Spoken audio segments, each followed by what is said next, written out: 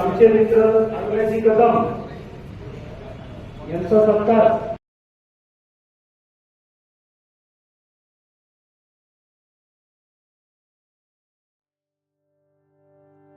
प्रशिक्षण केंद्रासाठी 70,000 रुपये आपल्या मुलांना देण्यात येतात, ते सुद्धा बंद झालेलं आहे। या सरकारने त्याच्यामध्ये कधीही वाढीव निधीची तरतूद केलेली नाही, याकडे सुद्धा लक्ष द्यावं। आणि साहेबांनी आता सांगितलं असंघटित बांधकाम कामगारांच्या बाबतीत एकदम बढिया प्रकारची योजना आहे, 23 प्रकारच्या योजना आहेत। मी स्वतः माझ्याकडे वर्तमानपत्रे वाटणाऱ्या 2 मुलांना BSMS साठी त्याचा खर्च करतोय, म्हणजे त्याचा नंबर दाखवला आहे। इतर समाजाचे आहेत तर त्यांच्या आई वडिलांचं रजिस्ट्रेशन आणि बांधकाम मजूर म्हणून केलेलं आहे। त्या मुलांना 1 लाख रुपये दरवर्षी त्या शिक्षणासाठी मिळतात। अशा प्रकारच्या 23 योजना या असंघटित बांधकाम कामगारांच्या याच्यामध्ये डिलिव्हरी पासून बाळ जन्माला आल्यापासून लग्नासाठी स्वतः माझे मावळ भाऊ त्याच्यामध्ये एक्सपायर झाले। बांधकाम कामगार नाही म्हणजे तरुण कामगार होते, पण आम्ही बांधकाम कामगार म्हणून नोंदणी केली। 3.5 लाख रुपये मंजूर झालेले। तर नाभिक समाजाचा जर त्याच्यामध्ये अधिकृतरित्या त्याच्यामध्ये समावेश झाला तर 23 योजनांचा लाभ शिष्यवृत्त्यासह नाभिक समाजाला मिळू शकतो।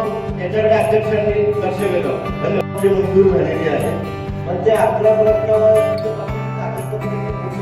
करायची होती त्यावेळी त्याच्यामध्ये एक जात अशी आढळून आली आम्हाला की त्याच्यासाठी जो जामीनदार लागतो तो शेतकरी असावा किंवा नोकरदार असावा जामीनदार। 1 लाखाच्या त्या योजनेसाठी संत सेना कृषी शिल्पी महामंडळाच्या त्या योजनेअंतर्गत माझ्या माहितीनुसार आम्ही प्राधान्यक्रमानं ती घोषणा झाली आम्ही अर्ज दाखल केली आमच्या जिल्ह्यामध्ये। तर त्याचं काळ मला महामंडळाच्या अध्यक्षांना एवढं सांगायचंय की जर आमच्याकडे शेती असते आणि जर आमच्याकडे नोकरीवाला व्यक्ती जर असता तर आम्ही 1 लाखासाठी अर्ज त्याच्यासाठी केला असता।